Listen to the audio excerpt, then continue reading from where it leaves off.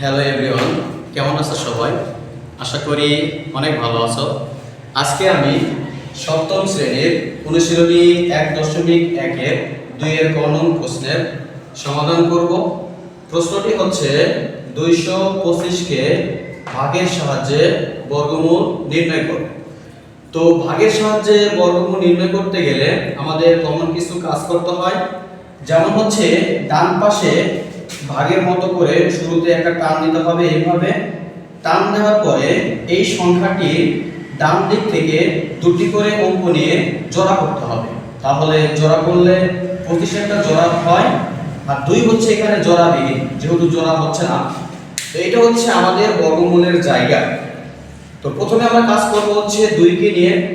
তো এখানে আমরা যে অঙ্কটা বসাবো না কেন, ওই অঙ্কের বর্গ চলে আসবে 2 এর নিচে। শর্ত থাকে যে ওই অঙ্কের বর্গ যেন 2 এর সমান হয় অথবা তার কাছাকাছি কোনো সংখ্যা হয়। তাহলে আমরা যদি এখানে 1 নেই, 1 এর বর্গ হচ্ছে 1 গুণন 1 মানে হচ্ছে 1।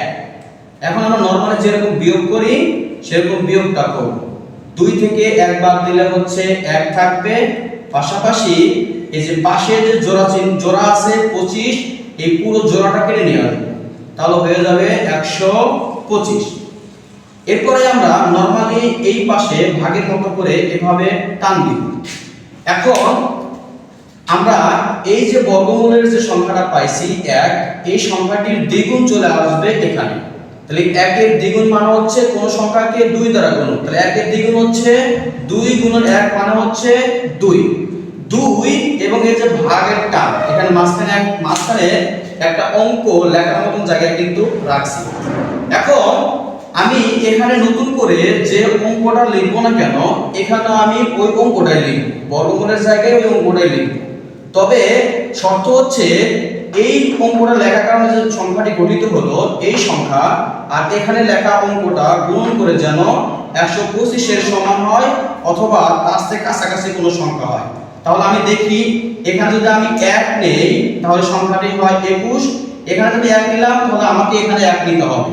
তাহলে এই 1 আর 21 গুণন করলে 21 হয়, যা কিনা 125 থেকে ছোট। তাহলে আমাকে একটু বাড়াই দিতে হবে।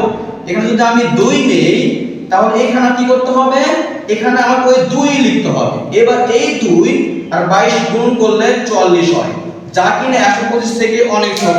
তাহলে কি করতে হবে, আমাকে দেখতে হবে যে কাছাকাছি কোন সংখ্যাটি নেওয়া যায়। তাহলে আমরা যদি এখানে 5 নেই তাহলে এখানেও আমাকে 5 লিখতে হবে।